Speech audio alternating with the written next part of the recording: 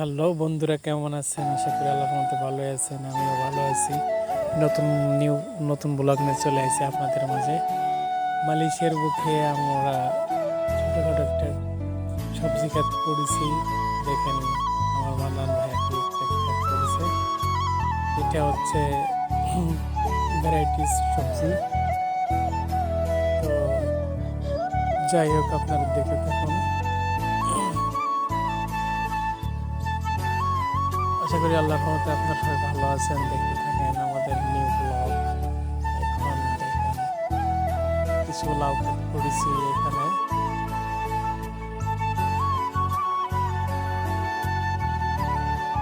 তো সে আমাকে বলতেছে এখানে যাইতে, যাওয়ার পরে দেখাই। তারপর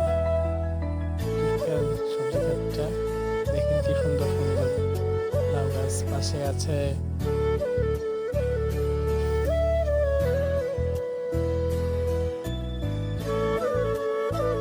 সে আমাকে দেখাচ্ছে তার ক্ষেতে কত সুন্দর সুন্দর গাছ হয়েছে। দেখেন, কিছু সিম ক্ষেত, কিছু কিছু লাউ ক্ষেত।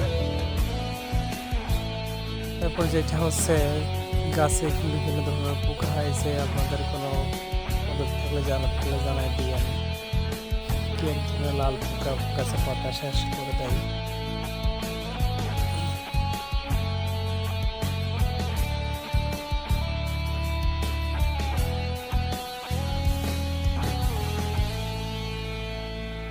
সে আমাকে ডেকে ডেকে বলছে, দেখেন ভাই, কি এখানে দেখেন কি একটা পোকায়, পোকার অবস্থা দেখেন, কালার সবাই চিনতে পারবেন, দেখবে আছে।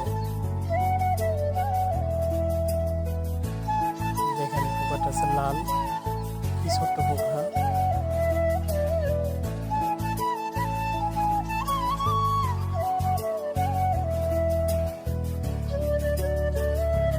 তো আশা করি তার ক্ষেতটা খুব সুন্দর হয়েছে। দেখেন, কি চমৎকার একটা ক্ষেত। মালয়েশিয়া মনে হচ্ছে, মালয়েশিয়া এক টুকরা বাংলাদেশ।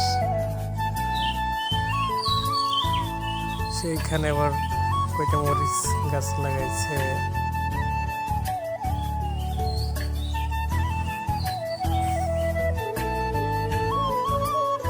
পাশাপাশি এখানে প্রচুর কলা গাছ আছে। কলা গাছ দেখতে কত সুন্দর।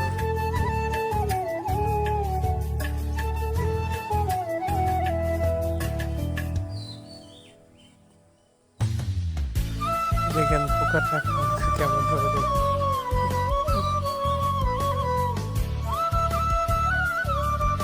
ভাই আমাকে বলতেছে, দেখেন কিভাবে পোকাটা খোলায় পাতাগুলো খেয়ে যাচ্ছে। তো কি দেখি করা যায় তাই দেখার জন্য বললো।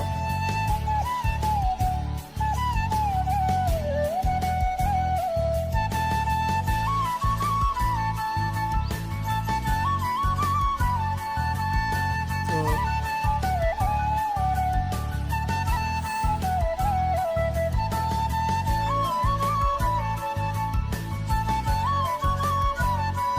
তো বন্ধুরা, পাশাপাশি এখানে আরো আমরা কি করে, দেখেন মুরগিও আছে। মুরগির তো আমরা একটু বাংলাদেশে বসে না থাকে, ছোট ছোট কিছু করার উদ্যোক্তা হইলে খুব সুন্দর হয়। সে আরো বলতে, পাশে দেখেন একটা মুরগির ঘর, 3টা মুরগি আছে এখানে নিজেদের খাওয়ার জন্য।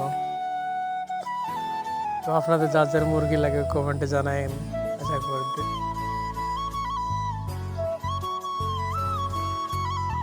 এই পাশে দেখেন মালাইদের একটা জমি, কি সুন্দর ফাঁকা জমি পড়ে রয়েছে। পাশে একটা ছাগলের খামারও আছে, কত সুন্দর না দেখতে।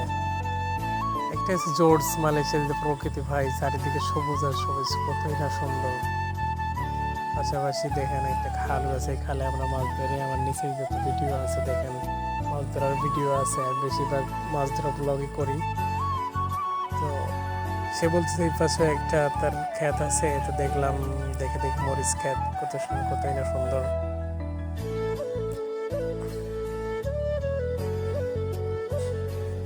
এদিকে আল্লাহর কি নিয়ামত দেখেন এই দেশে, যেখানে দেখেন সেখানেই প্রাকৃতিক কি সুন্দর।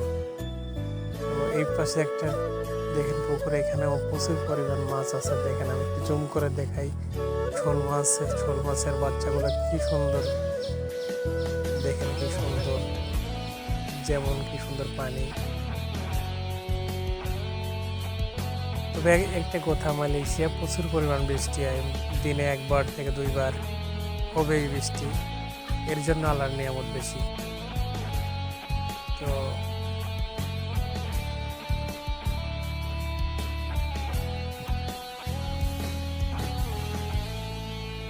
সামনে আপনাদের আরো দেখাচ্ছি, দেখান কি সুন্দর করে একটা পাশাপাশি একটা কবুতরের খাবার ঘরও আছে।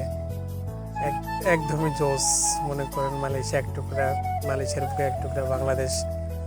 তো আমরা বাংলাদেশিরা যেখানে যাই সেখানেই আমরা মনে করেন আমাদের প্রাকৃতিক সৌন্দর্য তুলে ধরি।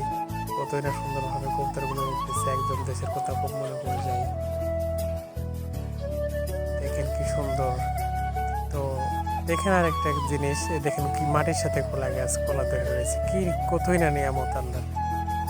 ছোট ছোট কলা গাছ কলা ধরে ধরে রয়েছে। দেখেন পাশাপাশি আমাদের এইখানে আমার আর এক ভাই দেখেন আশপালে। তো আপনার যার যেটা প্রয়োজন বলতে পারেন, আমরা দেওয়ার চেষ্টা করব। তো মাঝখানে বলি, আমি হচ্ছি নিউ ব্লগার, আমি একজন নতুন ইউটিউবে কাজ করি। আমার বলতে পারলে আমার চোখে দেখেন আর আমার চ্যানেলটা সাবস্ক্রাইব করেন।